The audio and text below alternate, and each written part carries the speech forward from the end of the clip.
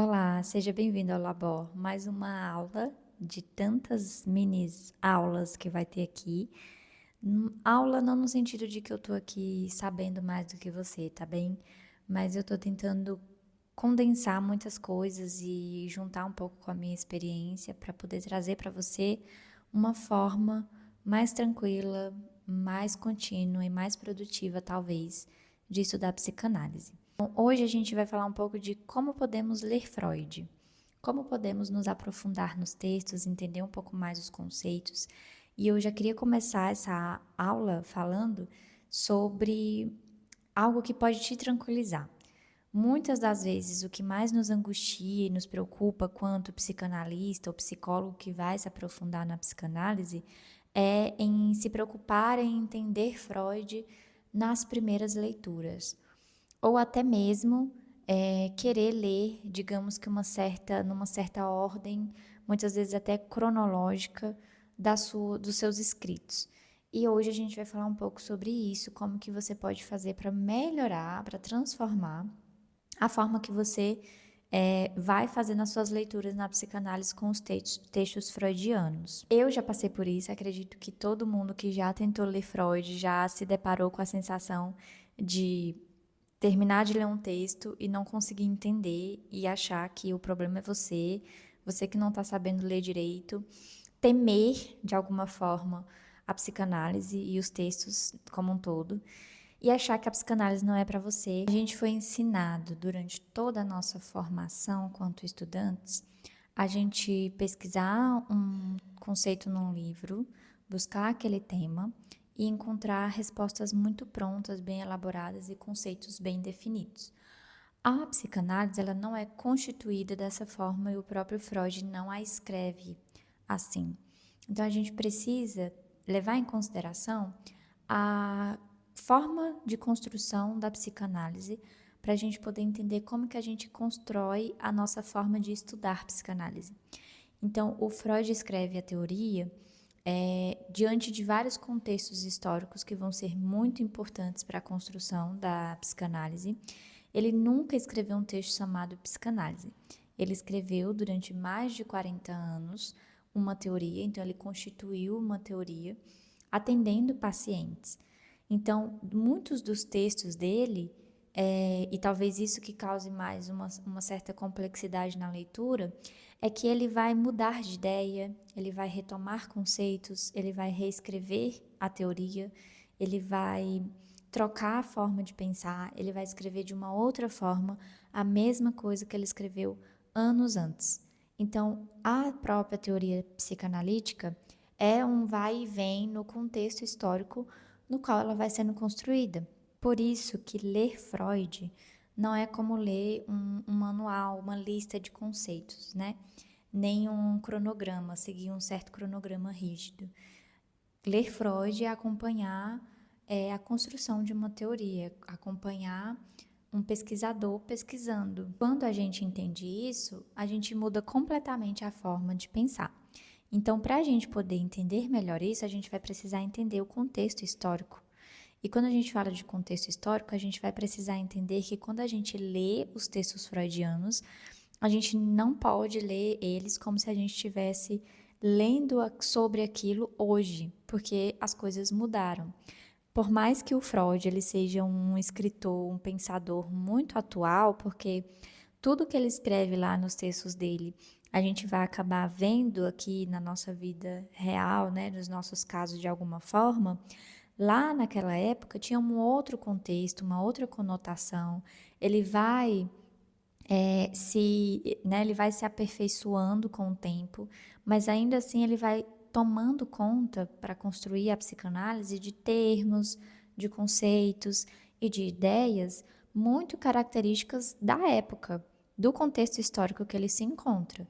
E isso muda a forma que a gente faz a leitura, porque a gente não pode levar tudo em consideração, a gente não pode trazer tudo para hoje, para os nossos casos, para a modernidade, porque muita coisa se alterou, muita coisa mudou, muita coisa foi reescrita por outros psicanalistas pós-freudianos, lacanianos.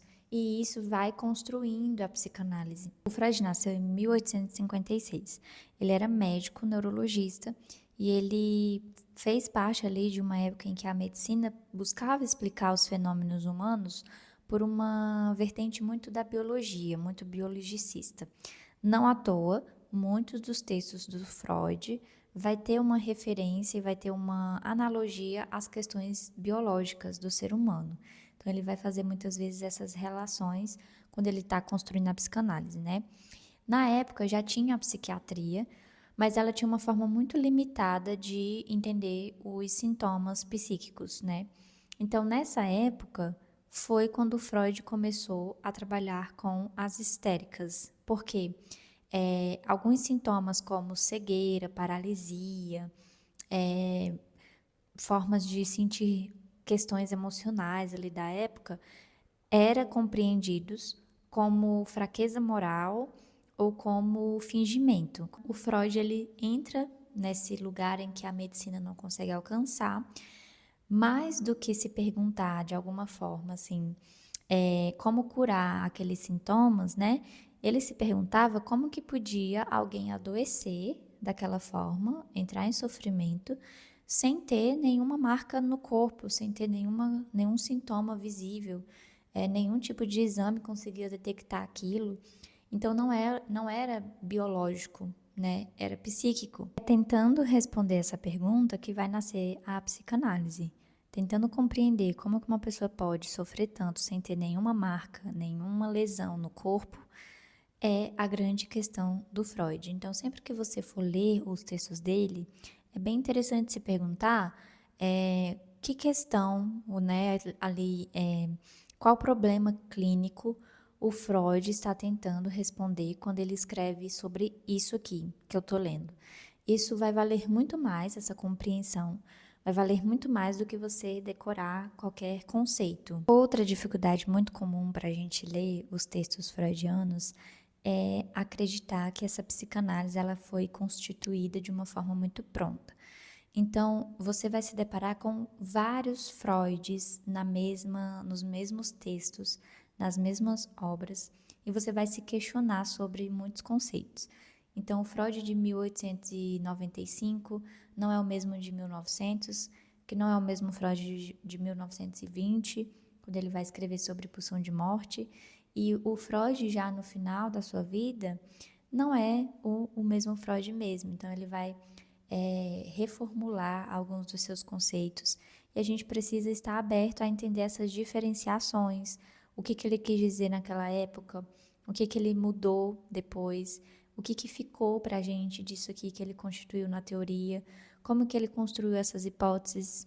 Isso significa que durante a obra dele, os conceitos se alteram. Outros conceitos, outras formas de pensar vão desaparecer, outros vão ser aprofundados, vão ser escritos de uma forma mais profunda. Por isso que muitas vezes a gente vai encontrar aparentes contradições nos textos dele, mas isso não significa que ele errou, né? Não significa que ele era perdido, que ele não sabia o que ele estava fazendo. Na verdade, significa que ele construiu uma teoria viva e que isso foi se modificando com o tempo, até porque um cientista, um pesquisador, vai aperfeiçoando a sua criação, não é mesmo? Uma das formas mais simples de estudar Freud é podendo dividir a sua obra aí, nos dois grandes momentos da sua construção, que são conhecidos, né, como primeira tópica e segunda tópica, né? Na primeira tópica, que ficou conhecida pelo Freud definir e tentar entender o funcionamento psíquico ali através dos três sistemas que ele chamou de consciente, pré-consciente e inconsciente. Nesse formato, o grande interesse dele está em entender como que conteúdos inconscientes permanecem recalcados, então a gente consegue, qual que era esse processo inconsciente que a gente recalcava, como que isso acontecia e como que isso retornava para nós através dos sonhos, dos atos falhos, dos sintomas e dos xistes, difícil falar, né? Xistes, através disso. Então ele constitui ali essa primeira tópica. Então, se você estiver lendo A Interpretação do Sonho, 3 ensaios sobre a sexualidade, Psicopatologia da vida cotidiana, provavelmente você está na primeira tópica, você está lendo sobre essa primeira parte. Só que chega um momento em que ele vai percebendo que isso que ele estava escrevendo e estudando não contemplava todas as questões clínicas que eram necessárias e que os pacientes estavam solicitando dele naquele momento. Nesse momento da construção da segunda tópica, ele começa a perceber que alguns pacientes continuam repetindo situações e eventos dolorosos, mesmo quando eles produzem sofrimento e mesmo quando eles se tornam de alguma forma consciente daquilo que te acontecia. Isso leva Freud a formular novas perguntas e nesse contexto surge a segunda tópica, que é principalmente ali no texto que ele vai escrever, que é o Ego e o Id, que é um dos textos que a gente vai estudar aqui no laboratório, no nosso primeiro caso clínico. Eu já disponibilizei esse documento para você no Drive. Se você não faz parte ainda do laboratório, faça para você poder acessar. E se você faz, já leia para você poder entender um pouco melhor sobre isso. Então, lá nesse texto do o Eu e o Id, ele vai trazer para a gente que agora o aparelho psíquico deixa de ser explicado apenas pelos conceitos, pelos termos de consciente e inconsciente, e ele entra nas novas instâncias que ele vai chamar de id, ego e superego. Outra questão muito importante é você não ler os textos freudianos de forma separada. Então, não é indicado, né, se você quer ter uma compreensão um pouco mais aprofundada, principalmente se você quer conversar ali os conceitos do Freud com a sua clínica, você estudar, compreender determinado conceito de forma isolada. Então, eu vou dar um exemplo, né? Você quer estudar, aprender um pouco mais sobre pulsão. E aí você vai lá e busca esse texto aqui, que é o principal texto dele sobre pulsão. Pulsão e seus destinos. Se você ler somente esse texto, esse livro, você vai se sentir perdido e vai sentir que está faltando alguma coisa. Por quê? Porque antes dessa escrita desse texto, ele escreveu 3 ensaios sobre a sexualidade, de 1901, e ele trouxe uma outra concepção, assim, um início, de uma forma até discreta. Então, o conceito de pulsão aparece primeiro aqui, de uma forma muito discreta, para se aprofundar depois. Então, ele vai construir aqui esse conceito e ele vai escrever de novo aqui. Só que se você ler só esses 2 aqui, você vai deixar de entender um pouco melhor a pulsão de morte. E aí você vai precisar ler além do princípio do prazer. Então, percebe que não tem como ler somente um texto para entender um conceito só. Pulsão está aqui nesses 3 textos e você ainda encontra alguma coisa de pulsão, por exemplo, em neurose, psicose e perversão. Quando ele vai falar de masoquismo, enfim, outras coisas. Então, esse é o intuito, como, né, você pode se aprofundar e melhorar a forma que você estuda, para você poder entender de fato qual que é aquele conceito que você está estudando. Assim como se você estudar sintoma e inibição e angústia, e você não estudar a história do homem dos lobos, você vai ficar meio perdido, sem saber muito bem o que ele quis dizer. Então, os conceitos eles vão sendo aperfeiçoados assim e você vai aprendendo também dessa forma. Essa forma aqui que eu tô falando para você, dando uma dica para você, né? Você vai acompanhando o percurso do conceito, do que decorando de fato o que é o conceito. Então, sempre que você for estudar o Freud, um conceito específico, alguma coisa clínica que você está precisando entender melhor, não se pergunte apenas o que é esse conceito, o que ele quer dizer. Porque ele não escreveu dessa forma, né? Ele não descobriu as definições assim de uma forma muito solta, ele foi construindo, como eu já falei aqui. Então, é indicado que você se pergunte por que Freud precisou inventar esse termo, esse conceito de pulsão. Ele quis explicar o quê? O que ele estava querendo dizer? Qual foi a dificuldade clínica que o Freud teve para fazê-lo escrever além do princípio do prazer. Às vezes você vai querer começar a ler os textos do Freud, né? E você vai começar por exemplo, os textos pré-psicanalíticos, de 1886 a 1996.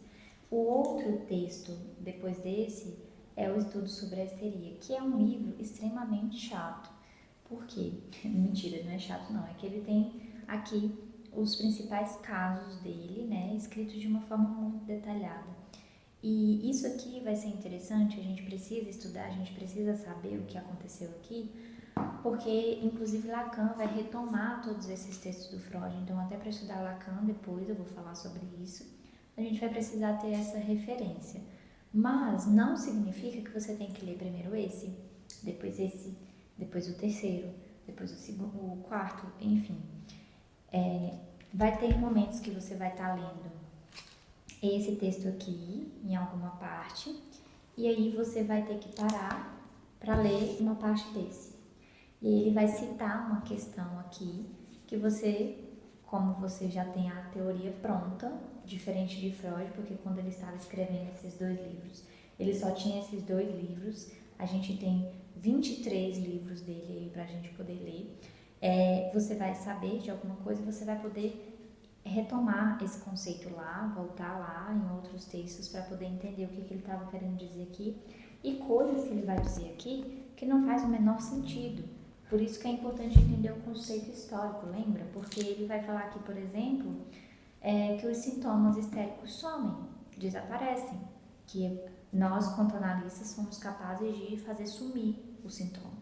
Isso não é verdade, e ele consegue escrever mais sobre isso em interpretação do sonho, por exemplo, em inibição, enfim. Então, eu quero terminar esse conteúdo aqui falando para você que o mais importante é você ler Freud sem procurar certezas, né? A psicanálise, ela é muito mais, costuma ser muito mais importante você aprender a fazer melhores perguntas do que aprender a responder, a ter respostas prontas.